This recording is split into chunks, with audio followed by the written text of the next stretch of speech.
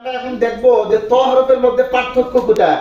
এক নম্বরে আমরা পড়েছিলাম তা হরফে বাতাস চালু, কিন্তু ত হরফে বাতাস কি থাকবে না, চালু থাকবে না। ত হরফে বাতাস কি হবে, বাতাস বন্ধ থাকবে। বলেন ত হরফের এক নম্বর সিফাত হচ্ছে বাতাস বন্ধ, আওয়াজ বন্ধ। এরপরে 3 নাম্বার হচ্ছে আমরা পড়েছিলাম জিহ্বার গুড়া নিচু, আর ত হরফে জিহ্বার গুড়া উঁচু। জিহ্বার গুড়া কোন দিকে উঠবে, উপরের দিকে উঠবে, আওয়াজ হবে মোটা।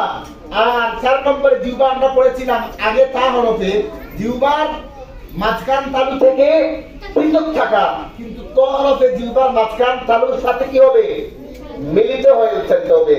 ত হরফ জিহ্বার মাঝখান তালুর সাথে কি হবে, মিলিত হওয়া, মিলিত হবে।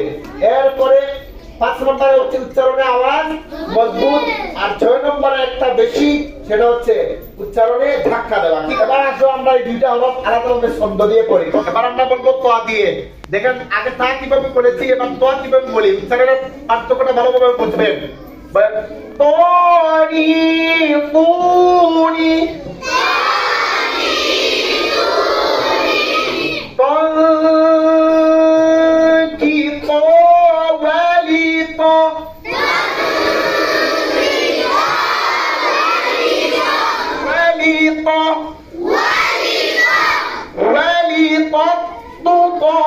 من المطمطات ولطاطا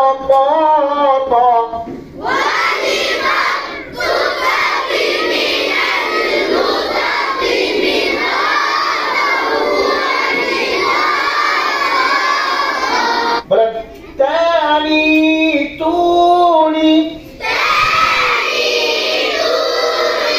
সবাই হাতে আয়না নেন, চোখ বন্ধ করবেন না, বেশি হা করে বড় করে মুখ খুলবেন না, একাকুল পরিমাণ মুখ খুলবেন। কতটুকু খুলবেন, একাকুল পরিমাণ মুখ খুলে বলবেন, ঠিক আছে? আর কপাল টপাল বাদ করবেন না, আয়না সবাই সামনে নেন, নিয়ে বলবেন। আবার বলেন টানি টুনি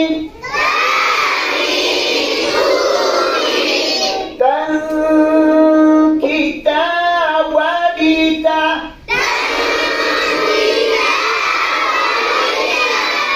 কাটিং ঠিক রেখে একাঙ্গুল পরিমাণ দুই দাঁতের মাঝখানে ফাঁকা রেখে ঝুলে বলতে হবে, যত ঝুলে পারো, ঠিক আছে? একসাথে বলবেন কিতা ওয়ালিদা।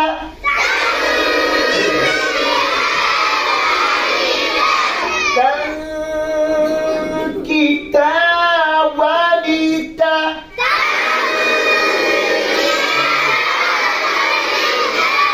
والدة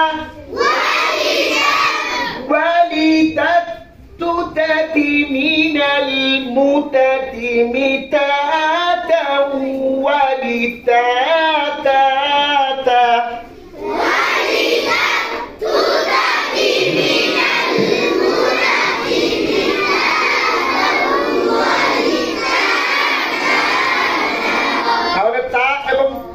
মধ্যে আমরা পার্থক্য বুঝতে পেরেছি।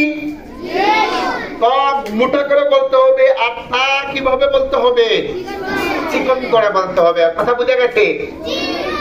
আচ্ছা, আমরা যারা যারা এই দুইটা হরফের মধ্যে সমস্যা মনে করি যে আমাদের সমস্যা রয়ে গেছে, আমরা এই ছন্দ দিয়ে বেশি বেশি করে প্র্যাকটিস করব।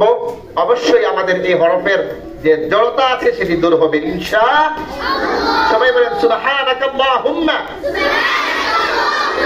وبحمدك أشهد أن لا إله إلا أنت أستغفرك وأتوب إليك।